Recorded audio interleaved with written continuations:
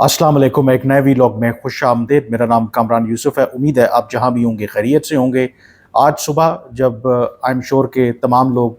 मेरी तरह जब उठे होंगे तो एक शॉकिंग और ब्रेकिंग खबर जो मीडिया पर चल रही थी, और वो ये थी कि हमास के जो पॉलिटिकल चीफ हैं इस्माइल हानिये, उनको तेहरान में इसराइल ने एक हमले में असैसिनेट कर दिया है। ये बहुत बड़ी डेवलपमेंट जो इस वक्त मिडल ईस्ट के अंदर सूरत हाल चल रही है। तो तीन हिस्सों में ये आज की मैं वीडियो करूँगा। तीन एस्पेक्ट आपको बताऊँगा। सबसे पहले कि जो इस्माइल हानिये को जो असैसिनेट किया गया है, इस वाक़े की तफसीलात क्या हैं, अभी तक ईरान की तरफ से क्या रद्द-ए-अमल सामने आया है, हमास का क्या कहना है और इज़राइल का क्या रिएक्शन है। दूसरा, इस्माइल हानिया कौन थे, थोड़ा-सा इनकी प्रोफाइल के ऊपर बात करेंगे। और इसके बाद कि इस्माइल हानिया की असैसिनेशन के बाद हमास का क्या ख़ात्मा हो जाएगा, अगले मुमकिना तौर पर हमास के लीडर कौन होंगे। और तीसरा सबसे अहम सवाल कि आगे क्या होगा, क्योंकि ऑलरेडी हम समझते हैं कि मिडल ईस्ट के अंदर जो इस वक्त सूरत हाल है, ख़ास करके 7 अक्टूबर हमास के हमले के बाद जो इसराइल ने गज़ा के ऊपर कत्लेआम और बर्बरियत मचाई, उसके बाद फिर हमने देखा कि गुज़श्ता 72 घंटों के दौरान एक अहम डेवलपमेंट और भी हुई कि इसराइल ने बैरूत जो लेबनान का कैपिटल है, वहाँ पर हिजबुल्लाह के एक सीनियर कमांडर को हलाक करने का भी दावा किया है। तो ये जो सारी सिचुएशन इवॉल्व हो रही है कि क्या वो खदशात अब हकीकत में बदलने जा रहे हैं कि ये जो मिडल ईस्ट की लड़ाई है पूरे खित्ते बल्कि पूरी दुनिया को अपनी लपेट में ले लेगी, तो आखिर में उस पर बात करेंगे। लेकिन आगे बढ़ने से पहले मैं आपसे रिक्वेस्ट करूंगा, अगर अभी तक आपने मेरा चैनल सब्सक्राइब नहीं किया तो उसे ज़रूर सब्सक्राइब करें, ताकि इन तमाम मौज़ूआत के हवाले से आपको बर वक्त अपडेट्स मिलती रहें। तो अब बात करते हैं सबसे पहले कि इस वाक़े की तफसीलात क्या हैं। जो इस्माइल हानिये हैं वो मौजूद थे तेहरान के अंदर, जिस तरह बाकी दुनिया के जो लीडर्स थे, इवन पाकिस्तान के डिप्टी प्राइम मिनिस्टर और फॉरेन मिनिस्टर इसहाक डार भी, जो कल वहाँ पर ईरान के नए सदर हैं, उनकी इनॉग्रेशन और ओथ टेकिंग थी, और उस मौके के ऊपर जो इस्माइल हानिये हैं वो भी वहाँ पर मौजूद थे। लेकिन फिर सुबह सुबह ये ख़बर आई, जो ईरान का रेवोल्यूशनरी गार्ड हैं उनके तर्जुमान ने ये शॉकिंग ख़बर दी कि इस्माइल हानिये और उनके साथ एक जो सिक्योरिटी गार्ड थे उनको कत्ल कर दिया गया है, जो तेहरान के अंदर उनकी रिहाइशगाह थी और उनको निशाना बनाया गया है। लेकिन उनकी रिहाइशगाह को निशाना बनाया गया है, लेकिन जो ईरान के रेवोल्यूशनरी गार्ड के तर्जुमान की तरफ से बयान सामने आया, उसमें ना तो ये बताया गया है कि ये हमला जो है वो कैसे हुआ और कैसे हमास के जो पॉलिटिकल चीफ हैं वो असैसिनेट हुए, और ना ही उन्होंने बराह रास्त इसराइल के हवाले से बात की। बयान में ये कहा गया कि जो ईरान के हुकाम हैं वो इसके हवाले से तहकीकात कर रहे हैं कि ये वाक़या कैसे पेश आया, और जल्द इसके हवाले से मज़ीद जो इंफॉर्मेशन है वो दुनिया के सामने वो लाएंगे। लेकिन जो वाक़या ये हुआ है, ना तो ऑब्वियसली उसकी कोई वीडियो फुटेज या इमेज अभी तक सामने नहीं आया। उसके फ़ौरी बाद फिर हमास के तर्जुमान ने तस्दीक की कि हमास के लीडर को असैसिनेट कर दिया गया है, और उन्होंने बराह रास्त इल्ज़ाम इसराइल के ऊपर लगाया है कि इसराइल ने इस कावर्डली एक बुज़दिलाना कार्रवाई में इस्माइल हानिये को असैसिनेट और शहीद कर दिया है। जो इसराइल है उसकी तरफ से जब तक मैं ये वीडियो कर रहा हूँ कोई बयान सामने नहीं आया। जो इसराइल मिलिट्री स्पोक्समैन है उनका ये कहना था कि वो फॉरेन मीडिया की इन रिपोर्ट्स के ऊपर कोई तबसरा नहीं करेंगे। तो ये अब वाज़े ऑफ कोर्स है तो कि इसराइल ने किया है, और माजी के अंदर भी हमने देखा है कि जो इसराइल है उसने ईरान के अंदर टारगेटेड असैसिनेशंस की हैं। 2021 के अंदर ईरान के एक नामवर जो न्यूक्लियर साइंटिस्ट हैं उनको भी तेहरान के आउटस्कर्ट्स में एक टारगेट असैसिनेशन के ज़रिए कत्ल कर दिया गया था। और ईरान जो इसराइल की यही पॉलिसी रही है, जब इस तरह की वो टारगेट असैसिनेशंस करते हैं तो आम तौर पर एक एलिमेंट ऑफ एम्बिग्विटी रखते हैं और उस पर कोई तबसरा नहीं करते। लेकिन इस वाक़े की वजह से जो मिडल ईस्ट के अंदर ऑलरेडी एक तनाव और कशीदगी जारी है, उसमें नई पेचीदगी आ गई है। लेकिन उससे पहले आई थिंक जो अहम सवालात जो ईरान की हुकूमत को देना होंगे कि जब ईरान के हुकाम को देना होंगे, क्योंकि हमास के जो लीडर थे वो डेफिनेटली इसराइल की हिट लिस्ट में थे, और जो इस्माइल हानिया हैं ये शटल करते रहते हैं کرتے رہتے تھے بٹوین دوحہ، استنبول اور تہران. یہ ان کا پہلا دورہ نہیں تھا، بڑا فریکوینٹلی یہاں پر وہ وزٹ کرتے رہے ہیں. اور پھر جو سب سے امپورٹنٹ بات ہے کہ جب ایران کے پریزیڈنٹ کی اوتھ ٹیکنگ سیریمنی تھی، نہ صرف اسماعیل ہانیہ بلکہ دنیا کے اور جو لیڈرز تھے وہ بھی وہاں پر موجود تھے. تو آپ امیجن کر سکتے ہیں کہ سیکیورٹی جو ہے وہ ایکسٹراڈنری ہوگی، اور خاص کر کے اسماعیل ہانیہ کی سیکیورٹی تو اس سے بھی کہیں زیادہ ہوگی. تو اس میں ایک تو انٹیلیجنس فیلئر کی بھی بات ہو رہی ہے ایران کی. دوسرا، اگر کہا یہ جا رہا ہے، جو اطلاعات آ رہی ہیں کہ ایران کی سرزمین سے باہر یعنی کہ فضائی حدود کی خلاف ورزی کرتے ہوئے ایک پریسیجن گائیڈڈ میزائل جو ہے اس نے اسماعیل ہانیہ جہاں پر رہائش پذیر تھے کو ہٹ کیا ہے، جس کے نتیجے میں ان کی وہ جاں بحق ہوئے ہیں، وہ شہید ہوئے ہیں اس میں. تو اس میں سب سے اہم سوال ہے کہ ایران کا جو ایئر ڈیفنس سسٹم ہے وہ پھر کیا کر رہا تھا، اس نے اس کو کیوں ڈیٹیکٹ نہیں کیا. اینڈ تھرڈلی، اس سے ایک اور چیز ثابت ہوتی ہے کہ اسرائیل کی جو ٹیکنالوجی ہے وہ کتنی سوفسٹیکیٹڈ ہے کہ انہوں نے جو بھی ان کا بقول جو ٹارگٹ تھا اس کو وہ ہٹ کیا سکسیسفلی. اور اس سے اندازہ ہوتا ہے کہ ان کے پاس ٹیکنالوجی بھی ہے، اینڈ آئی ایم شیور کہ آن گراؤنڈ جو انٹیلیجنس ہے وہ بھی موجود ہوگی. آف کورس ایسا نہیں ہے کہ اسماعیل ہانیہ کی جو موومنٹ ہے، جو وہ کہاں پہ رہتے ہیں، وہ کوئی ایک پبلک نالج میں ہوگی. تو یہ ساری انفارمیشن کلیکٹ کرنے کے لیے آئی ایم شیور کہ اسرائیل کے پاس آن گراؤنڈ جو انٹیلیجنس ہے وہ بھی وہاں پر موجود ہوگی. تو بہرحال جو یہ ایک سگنیفیکنٹ ایسکیلیشن ہے جو خطے کے اندر آلریڈی ایک والیٹائل سچویشن ہے، اور آگے کیا ہوگا یہ تو میں بتاؤں گا آپ کو. تو اس میں جو دوسرا پہلو ہے کہ اسماعیل ہانیہ کون تھے. اسماعیل ہانیہ 1987 میں انہوں نے حماس کو جوائن کیا تھا، اور یہ بنیادی طور پر ریفیوجی تھے. ان کو ان علاقوں سے نکالا گیا تھا جہاں پر آج اسرائیل نے قبضہ کیا ہوا ہے، اور تعلق ان کا غزہ سے ہے. لیکن یہ بیشتر اپنی جو عمر ہے انہوں نے اپنے ملک غزہ سے باہر گزاری. زیادہ تر یہ دوحہ میں بیس تھے، لیکن استنبول میں بھی ان کی رہائش گاہ تھی. ایران بھی یہ آتے جاتے رہتے تھے، اور یہ پولیٹیکل فیس تھے حماس کا. اور ایون کہ جو موجودہ اس وقت خطے کی کشیدہ صورتحال ہے، حماس اور اسرائیل اور باقی جو خطے کی طاقتیں ہیں جو ایک سیز فائر کی بات کر رہی تھیں، تو اس کو سارے پروسیس کو بھی اسماعیل ہانیہ جو ہیں وہ اوور سی کر رہے تھے. اور ان کی ایک اور جو اہم بات یہ ہے کہ نہ صرف اب یہ خود اس طویل جو لڑائی ہے اسرائیل کے ساتھ اپنے حق خود ارادیت کے لیے، اس میں ان کی جان چلی گئی ہے، بلکہ چند ماہ پہلے ہی ایک حملے میں ان کے 3 بیٹے، 2 گرینڈ سنز اور ایک ان کی سسٹر اور کئی جو فیملی ممبرز ہیں وہ اسرائیلی حملوں میں شہید ہوئے ہیں. اور انہوں نے یہ کہا تھا کہ جب ان سے ایک خبر جب بریک کی تھی تو آبویسلی ان کے لیے ایک بہت یہ شاکنگ خبر تھی. اب اس میں جو اور دوسرا ایک اور جو ان کے بارے میں کہا جاتا ہے کہ اس وقت فلسطین کے اندر جو سب سے پاپولر کو لیڈر تھا تو وہ اسماعیل ہانیہ تھے. اگر آج فلسطین کے اندر غزہ، ویسٹ بینک کو ملا کے وہاں پر انتخابات ہوں تو جو اوپینین پولز اور سروے آتے رہے ہیں تو جو اسماعیل ہانیہ ہیں وہ ہمیشہ جو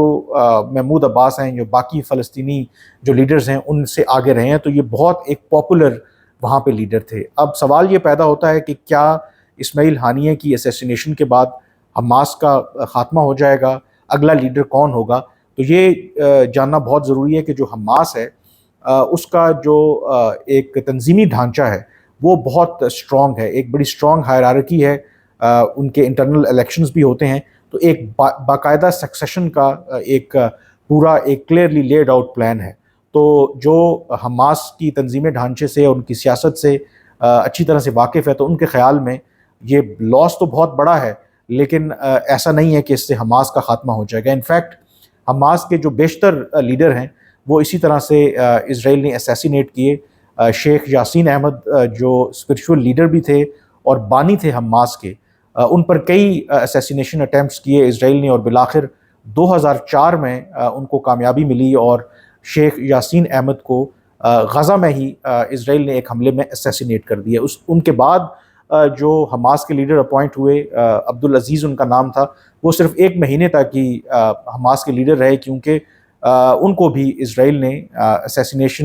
اسیسینیٹ کر دیا. تو اس کا مطلب یہ ہے کہ اگر اور اس وقت بھی شاید یہ خیال تھا کہ حماس ختم ہو جائے گی، لیکن ان کے لیڈرز آتے رہے، نئے لیڈر اپوائنٹ ہوتے رہے، لیکن حماس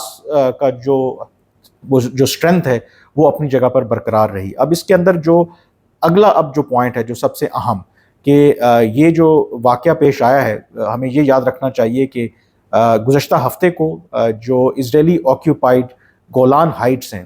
وہاں پر ایک راکٹ حملہ ہوا جس کے نتیجے وہ فٹ بال جو گراؤنڈ تھا، اکیڈمی تھی، اس کو ہٹ کیا، جس کے نتیجے میں 12 جو اسرائیلی جو کھلاڑی تھے یا جو چلڈرن تھے وہ اس میں مارے گئے. اور اس حملے کی جو ذمہ داری ہے وہ کسی نے قبول نہیں کی. جو اسرائیل ہے اس نے الزام عائد کیا حزب اللہ کے اوپر جو لیبنان بیسڈ ہے، جس کو ایران بیک کرتا ہے، اور اس کا پھر جواب دیا گزشتہ روز اسرائیل نے. انہوں نے جو لیبنان کا دارالحکومت ہے بیروت، اس کے ساؤتھ میں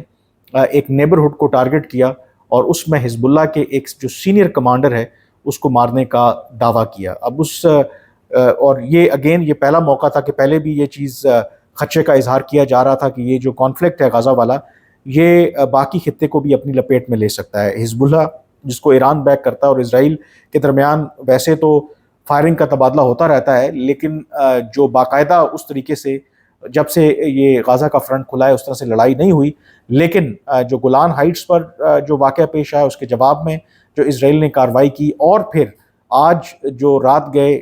جو یہ اسماعیل ہانیہ والا جو انسیڈنٹ ہے اس کے بعد یقینی طور پر جو ساری جو سچویشن ہے وہ کمپلیکیٹ ہو گئی ہے. اس میں جو اہم ایک سوال ہے کہ ایران اب اس کو کس طریقے سے رسپونڈ کرے گا. جب اس سال اپریل میں جو ایران کا سفارت خانہ تھا شام کے دارالحکومت ڈمیسکس میں، وہاں پر جب اسرائیل نے کارروائی کی تھی جس کے نتیجے میں ان کے جو اہم کمانڈر تھے قدس فورس کے وہ اس میں مارے گئے، تو اس کے بعد ہم نے دیکھا کہ ایران نے جوابی کارروائی کے طور پر فار دا فرسٹ ٹائم اپنی سرزمین سے براہ راست سینکڑوں کی تعداد میں ڈرونز اور میزائل فائر کیے، جس کو اسرائیل نے کہا کہ انہوں نے نیوٹرلائز کر دیا ہے. اور کیونکہ اس لیے انہوں نے کارروائی کی تھی کہ ایران نے کہا تھا کہ جو ڈومیسکس پر حملہ کیا تھا اسرائیل نے وہ ان کی ریڈ لائن ہے. اور اب جب اسماعیل ہانیہ کو ایران کی سرزمین کے اوپر اسرائیل نے اس طریقے سے اسیسینیٹ کیا ہے تو یقینی طور پر یہ ایک اور ریڈ لائن جو ہے وہ کراس ہوئی ہے. اب سب سے اہم سوال ہے کہ ایران جواب کیسے دے گا، کیونکہ ایران کے پاس جو عام طور پر جسے وہ کہتے ہیں axis of resistance middle east کے اندر وہ گروپ ہیں جس میں حماس بھی ہے، حزب اللہ بھی ہے، اسلامک جہاد بھی ہے. یہ وہ تمام گروپ ہیں جن کو سپورٹ کرتا ہے ایران، جو اسرائیل کے خلاف لڑ بھی رہے ہیں اور جو خطے کے اندر جو ایران کے انٹرسٹ ہیں ان کو پروٹیکٹ کرنے کے لیے کام بھی کر رہے ہیں. تو ایک جو آپشن ایران کے پاس کہ جو ایکسس آف ریزسٹنس میں جو گروپ شامل ہیں وہ ایک یونیفائڈ رسپانس اسرائیل کو دیں، اور دوسرا یہ ہے کہ جس طرح ماضی میں اپریل میں ڈومیسکس حملے کے بعد براہ راست کارروائی کی تھی کوئی ایران نے، اس طرح کا وہ کوئی ہائی ویلیو ٹارگٹ جو ہے اس کو نشانہ بنانے کی کوشش کریں اسرائیل کے. لیکن یہ ایک بہت بڑا اوبیسلی ایک کوشچن مارک ہے، کیونکہ اب جو ایران کے نئے صدر آئے ہیں ان کے بارے میں کہا جاتا ہے کہ یہ ریفارمسٹ ہیں، یہ چاہتے ہیں کہ جو باہر کی دنیا ان کے ساتھ تعلقات بہتر ہوں. بٹ ہمیں یہ بھی پتہ ہے کہ جو الٹیمیٹ پاور ہے ایران کے اندر وہ ایران کے جو سپریم لیڈر ہیں آیت اللہ خامنئی وہ ان کے پاس ہے، اور جو بھی وہ فیصلہ کریں گے الٹیمیٹلی اسی کے اوپر عمل درآمد ہوگا. اب جو اس کے اندر ایک اور جو سب سے اہم ایلیمنٹ ہے کہ کیا اب یہ جو اوپر تلے گزشتہ 4 دنوں میں جو واقعات ہوئے ہیں گولان ہائٹس میں، صدن جو بیروت ہے وہاں پر، اینڈ دین جو اسماعیل ہانیہ کی اسیسینیشن ہے، اس سے کیا اب یہ جو کانفلکٹ ہے یہ باقی خطے کو اپنی لپیٹ میں لے لے گا؟ اس کے حوالے سے جیوری از آؤٹ. اور اس کے اندر جو سب سے ایک اہم پہلو ہے، کہا یہ جا رہا ہے کہ شاید اب جو اسرائیل نے 7 اکتوبر حماس حملے کے بعد جو غزہ کے اوپر چڑھائی کی تھی اور جو آبجیکٹیو انہوں نے سیٹ کیا تھا کہ وہ حماس کو کمپلیٹلی ڈسٹروائے اور ایلیمینیٹ کریں گے، اور یہ خود اسرائیل کے اندر بھی جو ان کے ناقدین ہیں بینجامن نیتن یاہو کی پالیسیز کے اور جو انٹرنیشنل ویسٹرن جو آبزرورز ہیں ان کا بھی خیال ہے کہ اس 7 ماہ کی کارروائی میں جو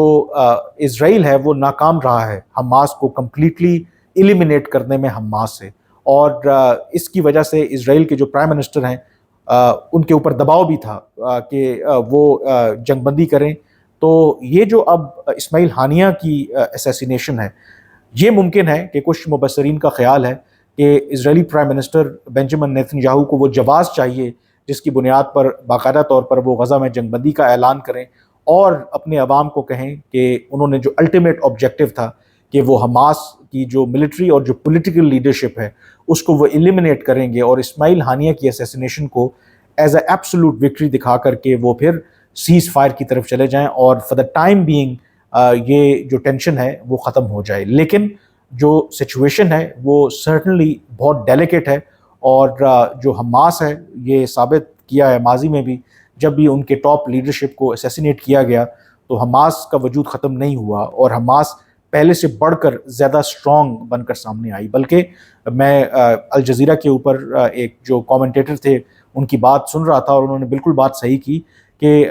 یہ حماس جو ہے یہ کوئی مافیا نہیں ہے کہ آپ اگر ان کی قیادت کو 1 بائی 1 مار دیں گے تو یہ ختم ہو جائے گی. حماس بنیادی طور پر فلسطین کے عوام کی ایک ریزسٹنس موومنٹ ہے اور ان کو ختم کرنا اور عوام کی جو ریزسٹنس موومنٹ ہے ان کو ختم کرنا اتنا آسان نہیں ہے. دوسرا اس کے اندر جو سب سے ایک اور اہم پہلو ہے کہ اسرائیل جس کو امریکا کی آشیرواد حاصل ہے، باقی مغربی طاقتوں کی آشیرواد حاصل ہے کہ وہ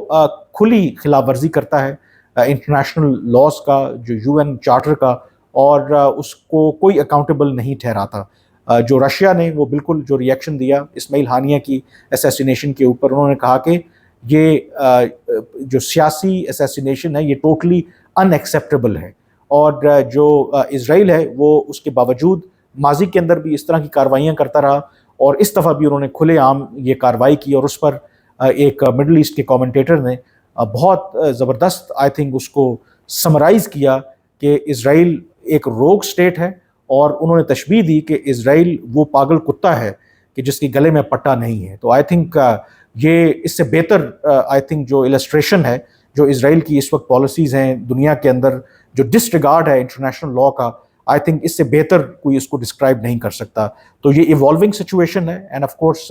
جو بھی فردر اس میں ڈیولپمنٹس ہوں گی میں آپ کو اپڈیٹ کرتا رہوں گا. لیکن فی الحال کے لیے مجھے اجازت دیجیے. اللہ حافظ.